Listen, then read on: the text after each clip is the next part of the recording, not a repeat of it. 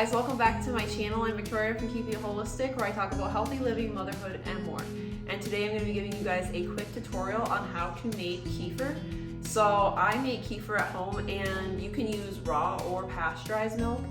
If you are using pasteurized milk, make sure you're using regular pasteurized milk. If you can get low temperature pasteurized and non-homogenized, that's really good if you can get that, or at least just pasteurized. Do not use ultra high temp pasteurized milk, because unfortunately that milk is heated so high that it kills off the probiotics in the probiotic bacteria in the milk.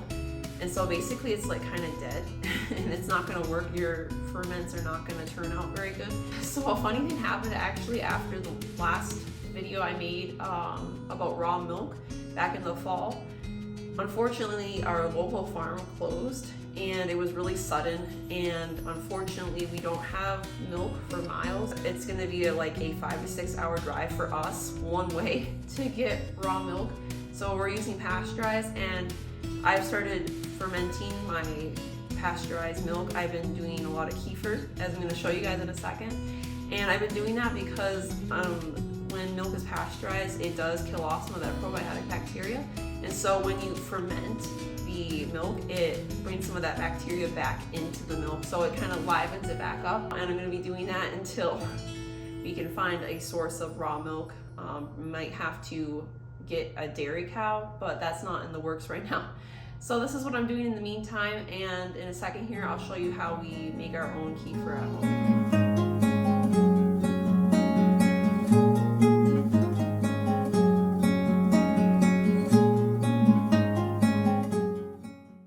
So to first start out making kefir, you're gonna have to get some kind of starter to make kefir. I've heard of people using like older batches of kefir, like buying some kefir from the store and using that. I've heard of people using powder to make kefir. I personally recommend using kefir grains, and that's the method I'm going to be showing you today. The kefir grains are convenient because you can just make batch after batch of kefir. You just save the grains and then put them in the next batch. And you can buy these online. I'll have some resources linked down below.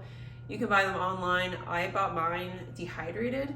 And so it's important when you're rehydrating kefir grains that you're using pasteurized milk. I recommend using the pasteurized milk for just the rehydration process. So I buy about a gallon of it. You can also get grains from like a friend, because I'll explain here in a second, the grains multiply. So your friend may have like extra grains, and then you can just use some of theirs, and then you won't have to bother with trying to rehydrate it. As far as equipment that you'll need, I recommend having a couple jars, mason jars, and you want at least a quart size. I use half-gallon jars. You also want to make sure that you are using a non-reactive strainer to strain out the kefir grains. I use a plastic strainer, and then it allows the kefir to go through the holes. I've tried using almond milk bags, and I've tried using cheesecloth, and I find that the holes are so small that the kefir can't actually pass through it very well. And then I strain it into a bowl. So you want to have some kind of bowl or something. And then what I do is I just pour the kefir that's in the bowl, like I'll pour it into our cups when we're drinking kefir in the morning, or you can pour it into another jar and put it in the refrigerator. So not everyone does this, but I personally like to use a clean jar every time I'm making kefir. Some people will use the same jar like 2 or 3 times in a row and then clean it. I like to use a clean jar because that prevents like mold and, you know, stuff that you don't want in your kefir. It just keeps it really clean and sterile. Now let's say you're just starting out and you just bought a package of dehydrated kefir grains. They need to be like reactivated. They've been asleep for a little bit. I would recommend putting those grains into a jar, and it kind of depends on how many there are, but usually they give you like a really small amount, and you put those into a jar and then put in like a half cup of milk, then let it sit out and ferment. And then when it ferments, if it doesn't work the first time, you might have to repeat this process again. For me, I had to do it about 2 or 3 times, and then it started to work. And then you slowly increase. So the next time you go to make kefir, you'll add another half cup. So then that time you'll have a whole cup, and then you can do like 2 cups, then 3 cups, and then work your way up to about 4 cups. And by the time you get to 4 cups, that means that your kefir grains are mature. So this process could take up to, for me, I think it took about 5 or 6 days to rehydrate my grains when I first got them. And when you're doing this process, definitely use, I think I mentioned this before, but definitely use pasteurized milk. And then you can go to raw milk after that. So once your grains are rehydrated, or if you get fresh kefir grains from a friend, then you're just gonna do a regular fermentation process. And basically what that involves is you will take your grains and you will put them into a jar, a clean jar, and then you will add your milk. So it depends on how much milk, like how much kefir you want. So like if it's just you might just do like 2 cups or something of milk. If you have a family, you might do like 4 or 6 cups of milk. It also depends on the amount of grains that you have. Like if you have quite a bit of grains, you can make quite a bit of kefir.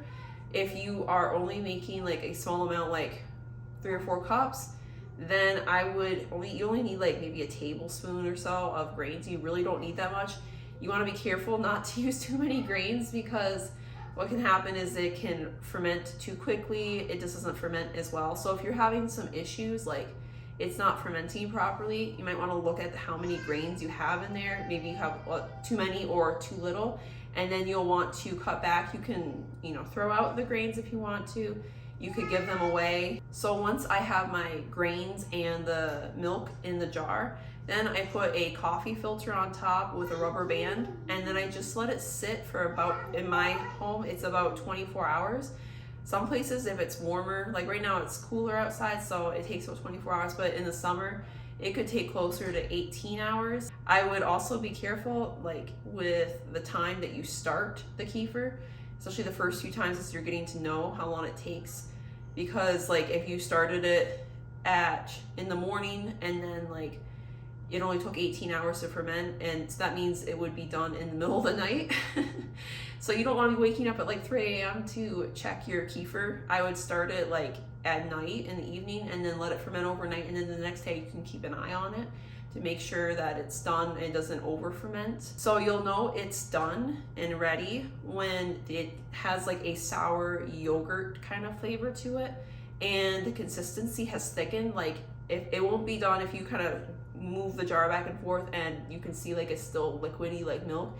It needs to be a little bit thicker in between milk and yogurt. And if it's overdone, it'll be kind of, bitter, especially if you have pasteurized milk, it will be kind of off.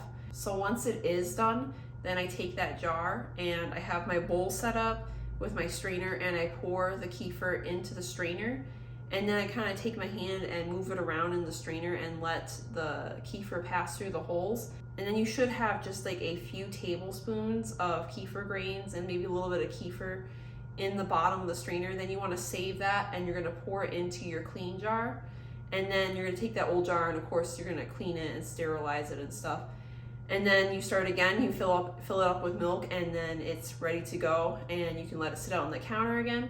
If you are not going to use it right away, like you don't want to make kefir again, you could just put a little bit of milk in there, like a cup, and then stick it in the refrigerator. So if you are using raw milk, then the kefir will probably be good. It could be good for a couple weeks in the refrigerator. Make sure it's in the back of the refrigerator when you're storing it. If you're using pasteurized milk, it might only be like a week or so. I personally, with using the pasteurized milk, I change out the milk every week or so that it doesn't go bad. If it has any kind of mold, it's like really, it's off. Just get rid of the entire thing, like including the grains, and then buy new grains and start again. I would not risk using the old grains that have been, if they've been sitting like in the fridge for like a month or 2 and have gotten really nasty. I would not risk that for health reasons. But if it's just like a little bit off, you can. I have like reused the grains again with it, just clean them out and put them into a new jar with a new batch of milk. So it just depends. You have to be especially careful with pasteurized milk because it can go bad pretty easily. One last thing I have to share with you guys is that when you are storing your kefir in the fridge in between uses, it does partially ferment. So one mistake that I made when I first started making kefir was that I thought, I could just, take it out of the fridge and sit it on the counter and let it sit for like 24 hours like I usually do. I just take the jar out of the fridge and strain out the milk, and then use those grains and make a new batch of kefir. And then I'll just drink the partially fermented milk. So this is how I make kefir at home, and I really like making it at home because then I know exactly how long it's been fermented. Those store-bought kefirs often are not fermented too long, and sometimes they'll have sugar and stuff, you know, in it to make it thicker. So I just like, you know, knowing exactly what's in my kefir, and it's a really simple, easy process, as you can see, and you just constantly are making it, batches of it. And if you have any questions, just leave a comment down below, and please be sure to like, share, and subscribe, and I'll see you guys again soon. Be well, guys.